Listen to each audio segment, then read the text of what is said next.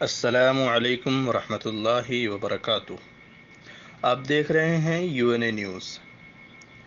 قربانی کے متعلق ایک ضروری اعلان سماعت فرمائیں۔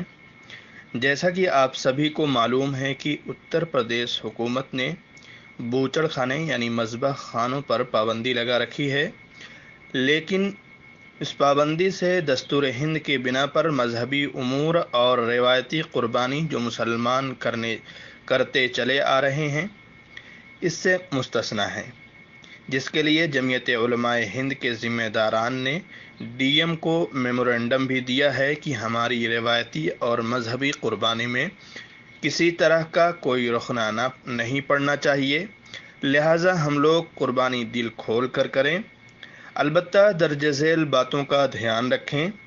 نمبر 1، ممنوعہ جانور جیسے گائے، بیل، بچھڑا کی قربانی ہرگز نہ کریں، چاہے مفت ہی کیوں نہ ملے۔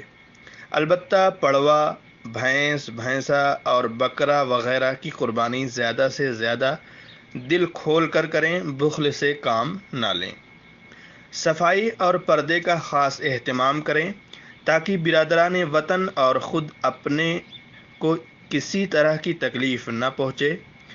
گوشت وغیرہ ادھر ادھر منتقل کرنے میں بہت احتیاط سے کام لیں، اگر ہو سکے تو ایک جگہ سے دوسری جگہ نہ لے جائیں تو زیادہ بہتر ہوگا، تاکہ شرپسندوں کو فتنہ و فساد پھیلانے کا موقع نہ ملے۔